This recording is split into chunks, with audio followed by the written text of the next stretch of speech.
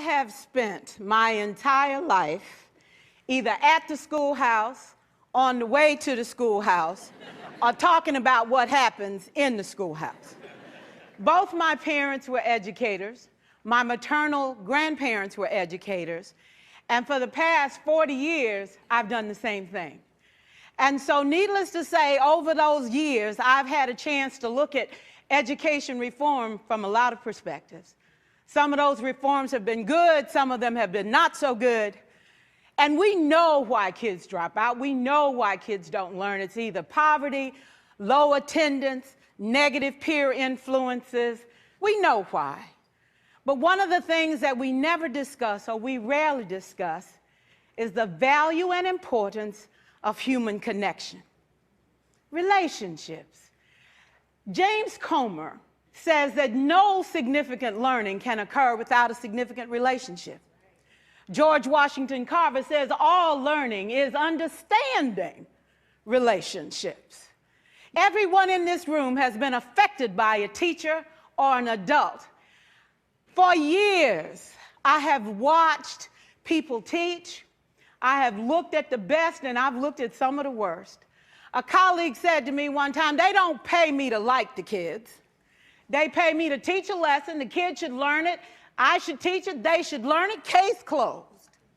Well, I said to her, you know, kids don't learn from people they don't like.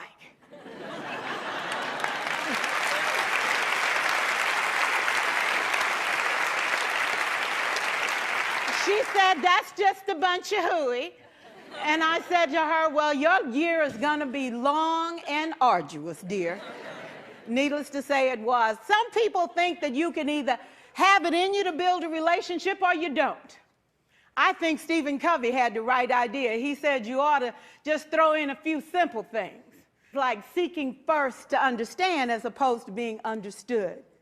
Simple things like apologizing. You ever thought about that? Tell a kid you're sorry, they're in shock.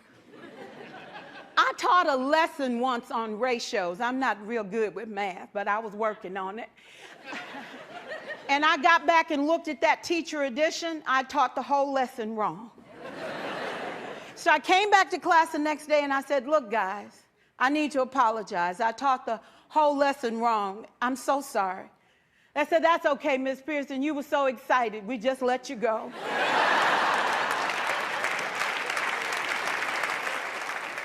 I have had classes that were so low, so academically deficient that I cried. I wondered, how am I going to take this group in 9 months from where they are to where they need to be? And it was difficult. It was awfully hard. How do I raise the self-esteem of a child and his academic achievement at the same time? One year I came up with a bright idea. I told all my students, you were chosen to be in my class.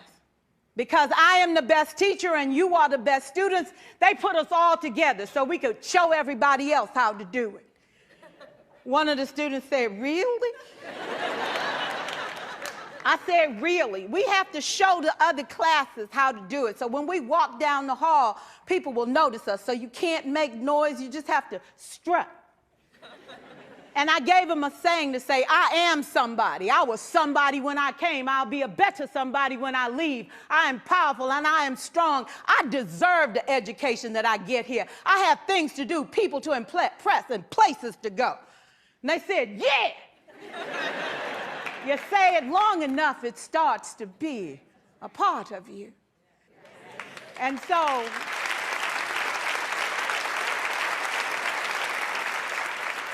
I gave a quiz, 20 questions. Student missed 18. I put a +2 on this paper and a big smiley face. He said, Miss Pearson, is this an F? I said, yes. He said, then why'd you put a smiley face? I said, because you on the roll. You got 2 right, you didn't miss them all. I said, and when we review this, won't you do better? He said, yes, ma'am, I can do better. You see, -18 sucks all the life out of you.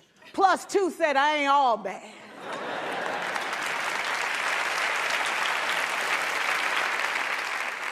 4 years, I watched my mother take the time at recess to review, go on home visits in the afternoon, buy combs and brushes and peanut butter and crackers to put in her desk drawer for kids that needed to eat, and a washcloth and some soap for the kids who didn't smell so good. See, it's hard to teach kids who stink.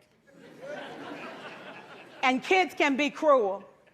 And so she kept those things in her desk, and years later, after she retired, I watched some of those same kids come through and say to her, you know, Miss Walker, you made a difference in my life. You made it work for me. You made me feel like I was somebody when I knew at the bottom I wasn't.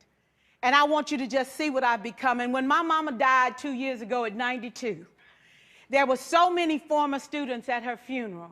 It brought tears to my eyes, not because she was gone, but because she left a legacy of relationships that could never disappear.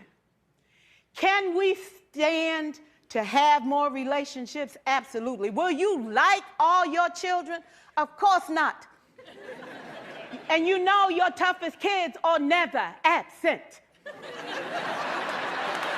Never. You won't like them all, and the tough ones show up for a reason. It's the connection, it's the relationships. And while you won't like them all, the key is they can never, ever know it. So teachers become great actors and great actresses, and we come to work when we don't feel like it, and we listen to policy that doesn't make sense, and we teach anyway. We teach anyway because that's what we do. Teaching and learning should bring joy. How powerful would our world be if we had kids who were not afraid to take risks, who were not afraid to think, and who had a champion? Every child deserves a champion, an adult who will never give up on them, who understands the power of connection and insists that they become the best that they can possibly be. Is this job tough? You betcha. Oh God, you betcha. But it is not impossible. We can do this. We're educators. We're born to make a difference. Thank you so much.